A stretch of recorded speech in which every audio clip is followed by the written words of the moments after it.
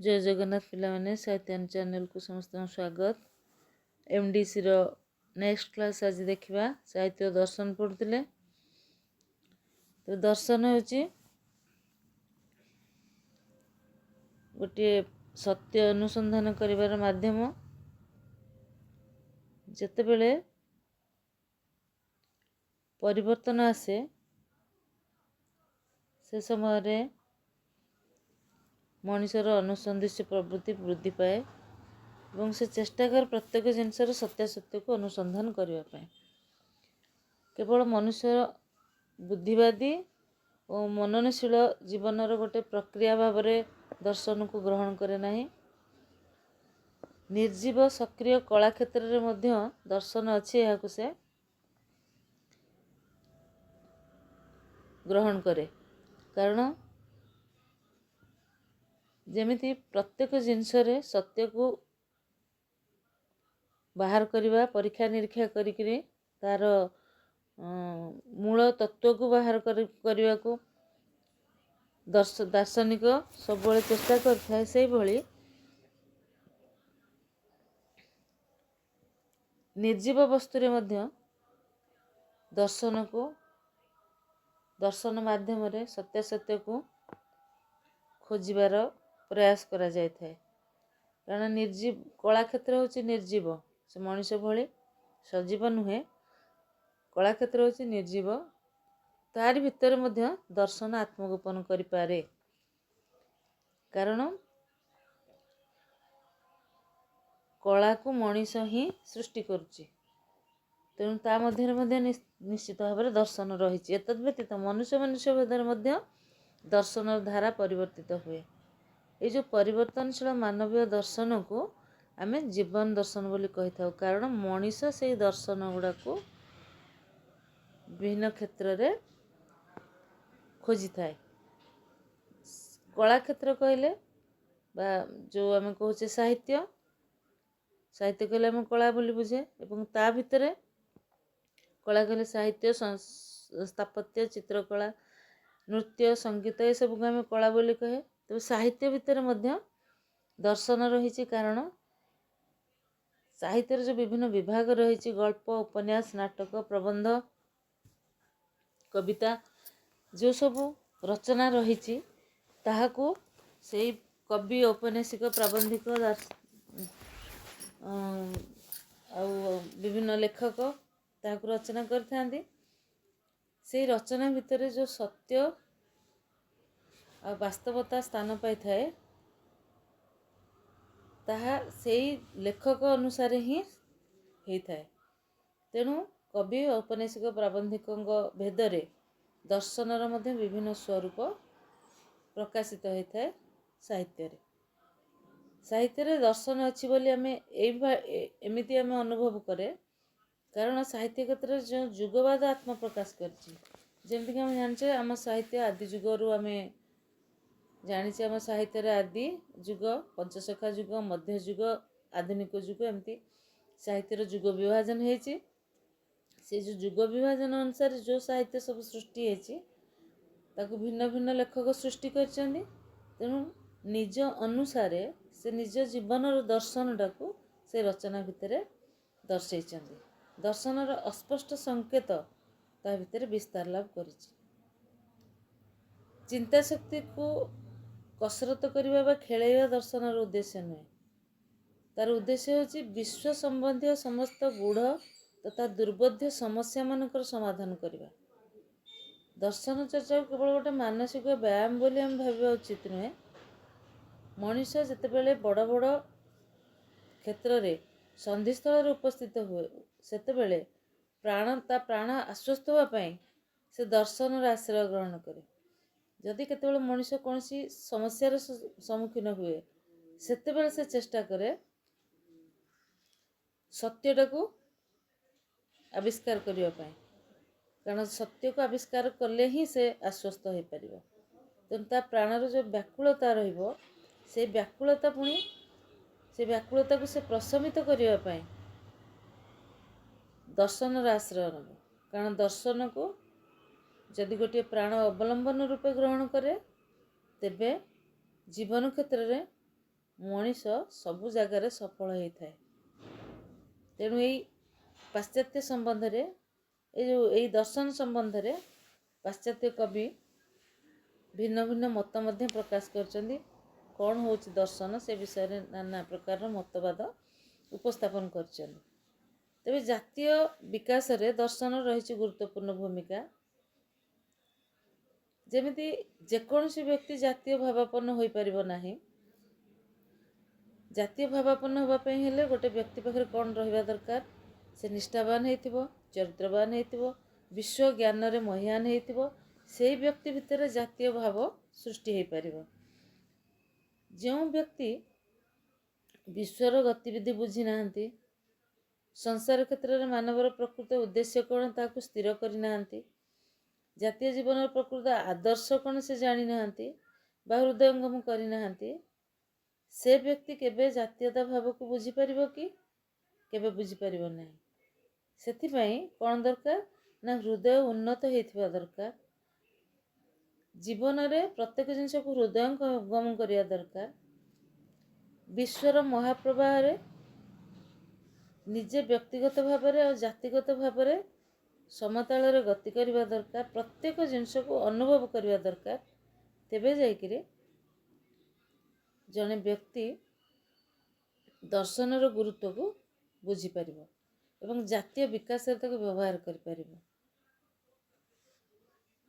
ବିଶିଷ୍ଟ ଦାର୍ଶନିକ ପ୍ଲାଟୋ ମତ ଦିଅନ୍ତି ଯେ ଦାର୍ଶନିକ ସର୍ବଦା ହେଉଛି ସତ୍ୟପ୍ରିୟ, ନ୍ୟାୟପର, ନିର୍ଲୋଭ, ଅର୍ଥପିପାସା ଶୂନ୍ୟ, ଦୟାଳୁ, ଉଚ୍ଚମନା, ମେଧାବାନ, ଧୈର୍ଯ୍ୟଶୀଳ ହେବା ଦରକାର। ତାହାଙ୍କ ପ୍ରାଣରେ ବିଶ୍ୱର ପ୍ରତ୍ୟେକ ପଦାର୍ଥ ବିଷୟରେ ଜ୍ଞାନ ଲାଭ କରିବା ନିମିତ୍ତ ବଳବତୀ ଇଚ୍ଛା ବିଦ୍ୟମାନ ଥିବା ଦରକାର। ପ୍ଲାଟୋଙ୍କ ମତରେ ଦର୍ଶନର ସ୍ୱରୂପ ହେଉଛି ଏଇଭଳି ଭାବରେ ଆଲୋଚନା, ଧର୍ମଗତ ଆଲୋଚନା ଦର୍ଶନର ହେଉଛି ଅନ୍ୟ ଏକ ପ୍ରମୁଖ କାର୍ଯ୍ୟ। ଧର୍ମକୁ ନେଇ ବିଶ୍ୱରେ ଅନେକ ଥର ଦ୍ୱନ୍ଦ୍ୱ ସୃଷ୍ଟି ହେଇଛି। ଦେଶ ଖଣ୍ଡ ଖଣ୍ଡ ହେଇଛି, ପୃଥିବୀରେ ବିପ୍ଳବ ଆସିଛି, ଲୋକମାନେ ଲାଞ୍ଛିତ ହେଇଛନ୍ତି, ନିହତ ହେଇଛନ୍ତି, ପୀଡ଼ିତ ହେଇଛନ୍ତି, ନାରକୀୟ ଲୀଳା ଦେଖିବାକୁ ମିଳିଛି। ଧର୍ମଗତ ସମସ୍ୟା ବ୍ୟକ୍ତିଗତ ଓ ଜାତୀୟ ଜୀବନରେ ମଧ୍ୟ এই ଧର୍ମଗତ ସମସ୍ୟା ବିରାଟ ବଡ଼ ପ୍ରାଚୀର ହୋଇକି ଠିଆ ହେଇଛି। ଏହି ସମସ୍ୟାର ସମାଧାନ କେବଳ ଦର୍ଶନର ସୂକ୍ଷ୍ମ ଆଲୋଚନା ଏବଂ ତାର ଚରମ ସିଦ୍ଧାନ୍ତରେ ସହଜରେ ହେଇପାରିଥାଏ, ତାହା ଏଠାରେ ଉପଲବ୍ଧି କରାଯାଏ। ତେଣୁ ଦର୍ଶନ ଧର୍ମ ଭିତରୁ ହିଁ ଆସିଛି। ସାହିତ୍ୟରେ ତାର ରୂପ ରହିଛି। ବିଭିନ୍ନ ସ୍ଥାନରେ ମଧ୍ୟ ଦର୍ଶନକୁ ଆମେ ଅନୁଭବ କରିପାରିବା। ଏବଂ କାହିଁକି ନା ଦର୍ଶନ ସତ୍ୟର ଗୋଟିଏ ରୂପ। ଦର୍ଶନ ମାଧ୍ୟମରେ ସତ୍ୟକୁ ଉଦ୍ଘାଟନ କରାଯାଏ। ତେବେ ସାହିତ୍ୟକୁ ଜୀବନର ପ୍ରକୃତ ପରିପୋଷକ କରିଥାଏ ଦର୍ଶନ। ସାହିତ୍ୟ ଦ୍ୱାରା ମଣିଷ ଜୀବନର ପ୍ରକୃତ ଚିତ୍ର ପ୍ରକାଶିତ ହୋଇଥାଏ। ଦର୍ଶନ ତାରି ଭିତରେ ନିହିତ ଥାଏ। ତେଣୁ ସାହିତ୍ୟକୁ କେବଳ ଶବ୍ଦର ଖେଳ ବୋଲି କୁହାଯାଏନି। କେତେ ଗୁଡ଼ିଏ ସୁନ୍ଦର ଶବ୍ଦ ଆଉ ବାକ୍ୟ ଗଠନ ଦ୍ୱାରା ସାହିତ୍ୟକୁ ରଚନା କରାଯାଇଛି, ସେମିତି କୁହାଯାଏନି, ମାନେ ଗ୍ରହଣ କରିବା ଉଚିତ ନୁହେଁ। କାରଣ ଯେଉଁ ଜାତିର ସାହିତ୍ୟରେ ଲୋକମାନଙ୍କର ଜୀବନର ନୀତି ପରିପୃଷ୍ଟ ହୋଇନାହିଁ, ଯେଉଁଥିରେ ବିଶ୍ୱର ସର୍ବାଙ୍ଗୀନ ଜ୍ଞାନ ଏବଂ ତା ପାଇଁ କାର୍ଯ୍ୟବିଧାନ ସୁସଙ୍ଗତ ଭାବରେ ସମ୍ପାଦିତ ହୋଇନାହିଁ, ସେ ସାହିତ୍ୟ ପଦବାଚ୍ୟ ନୁହେଁ।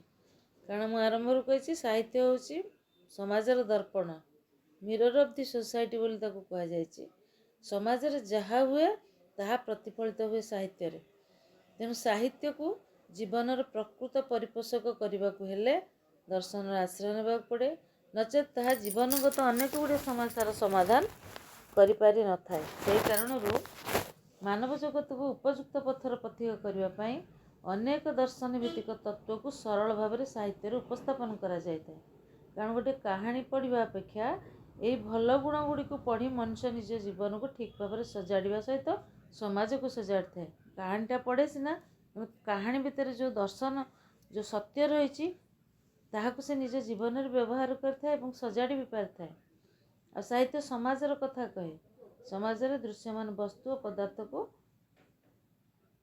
ସେ ସ୍ଥାନିତ କରେ ନାହିଁ, ବରଂ ସେ କ'ଣ କରେ, ସମାଜ ଜୀବନକୁ ଶୃଙ୍ଖଳ କରିବା ପାଇଁ ବାଟ ଦେଖାଇଥାଏ। ଶୃଙ୍ଖଳ ଭାବଧାରାର ମୂଳ ରାସ୍ତା ହେଉଛି ଦର୍ଶନ। ତେଣୁ କୁହାଯାଏ ଯେଉଁ ଜାତିର ଦର୍ଶନ ଯେତେ ଉନ୍ନତ ତାହାର ସାମାଜିକ ଓ ନୈତିକ ଜୀବନ ସେତେ ଶୃଙ୍ଖଳ ଆଉ ସୁଖପ୍ରଦ। এই ସୂକ୍ଷ୍ମ ତତ୍ତ୍ୱ ଗୁଡ଼ିକୁ ସାହିତ୍ୟିକ ସରଳ ସାହିତ୍ୟିକ ଭାଷାରେ ସରଳ ସାବଲୀଳ ଭାବରେ ଏଭଳି ସନ୍ନିବେଶିତ କରାଯାଏ ଯାହାକୁ ପାଠ କରିବା ଦ୍ୱାରା ପାଠକ ନିଜେ ନିଜ ଜୀବନକୁ ଶୃଙ୍ଖଳିତ କରିବା ସହିତ ସାମାଜିକ ଜୀବନକୁ ମଧ୍ୟ ଶୃଙ୍ଖଳିତ କରିଥାଏ। ତେଣୁ ସମାଜ ସାହିତ୍ୟ ଜୀବନକୁ ସଜାଡ଼ିବାର ଗୋଟେ ମାଧ୍ୟମ, ଯାହା ଭିତରେ ଦର୍ଶନ ଥାଏ। ଦର୍ଶନ ସତ୍ୟର ହେଉଛି ଗୋଟେ ଅନ୍ୟ ରୂପ, କାରଣ ଦର୍ଶନ ମାଧ୍ୟମରେ ହିଁ ସତ୍ୟର ଉଦ୍ଘାଟନ କରିଥାଏ। ତାପରେ ସାହିତ୍ୟ କାହିଁକି ଦର୍ଶନକୁ ଗ୍ରହଣ କରେ ନା ଗୋଟେ ଅନ୍ଧବିଶ୍ୱାସ କୁସଂସ୍କାରହୀନ ସମାଜ ଗଠନ କରିବା ପାଇଁ ସାହିତ୍ୟ ଦର୍ଶନକୁ ଗ୍ରହଣ କରେ। କାରଣ ସାହିତ୍ୟର ମୂଳ ଉଦ୍ଦେଶ୍ୟ ହେଉଛି ଆନନ୍ଦ ପ୍ରଦାନ। ଆମେ ଗୋଟେ ସାହିତ୍ୟରେ ଧର ଗଳ୍ପ, ଉପନ୍ୟାସ, ନାଟକ, କବିତା ଯାହା ବି ଆମେ ପଢ଼ିଲା ବେଳେ ତାର ଶବ୍ଦ ଯାଦୁଗରୀ ଆମ ମନରେ ଆମକୁ ଆନନ୍ଦ ପ୍ରଦାନ କରିଥାଏ। ଆନନ୍ଦ ପ୍ରଦାନ ଅର୍ଥ କେବଳ ଗୀତ କି ନାଚ ନୁହେଁ। ଗୀତ ଗାଇଦେଲେ, ଗୀତ ଶୁଣିଦେଲେ କି ନାଚ କରିଦେଲେ ଯେଉଁ ଆନନ୍ଦ ମିଳେ ସେଇଟାକୁ କେବଳ ଆନନ୍ଦ କୁହାଯାଏ ନାହିଁ।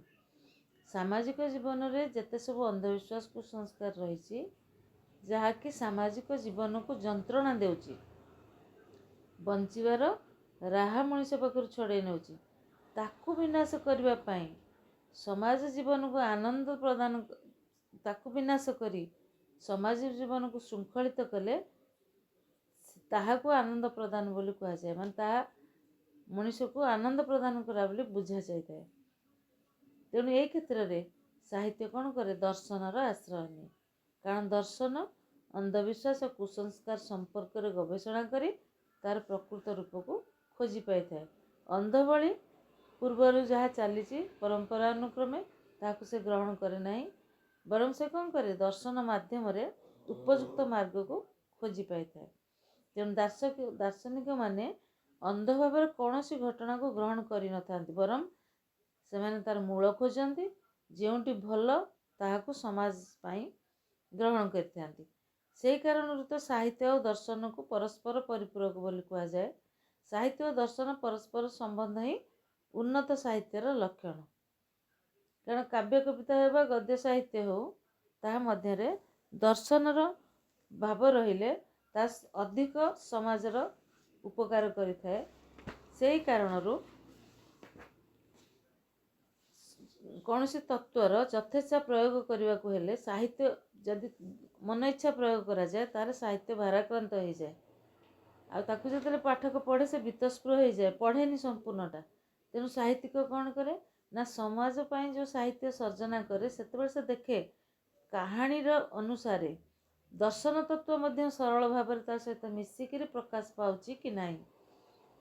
ଯେଉଁ କାହାଣୀ ପଠନ କଲେ ପାଠକ ଦର୍ଶନର ପ୍ରକୃତ ଭାବକୁ ବୁଝିପାରିବ ଏବଂ ନିଜକୁ ଶୃଙ୍ଖଳିତ କରିପାରିବ।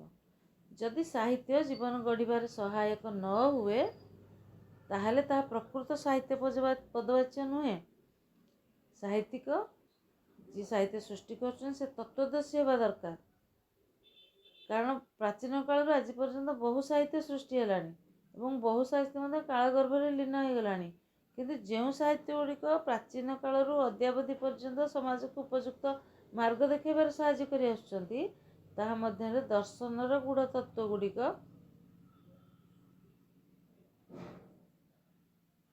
ସରଳ ଭାବରେ ଗୁମ୍ଫିତ ହୋଇକରି ଅଛି।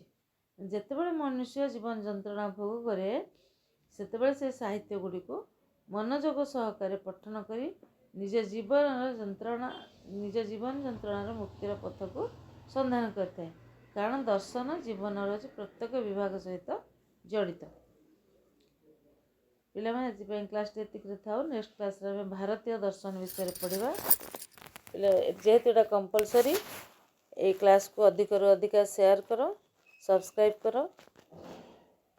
ଆଉ ଆକୁ ଦେଖିକି ନୋଟ୍ସ ବନାଅ। ପରୀକ୍ଷା ବହୁତ ନିକଟରେ ରହିଛି, ପ୍ରସ୍ତୁତ ହୁଅ ପରୀକ୍ଷା ପାଇଁ। ଧନ୍ୟବାଦ। ନେକ୍ସଟ କ୍ଲାସ୍ରେ ଭାରତୀୟ ଦର୍ଶନ ବିଷୟରେ ପଢ଼ିବା।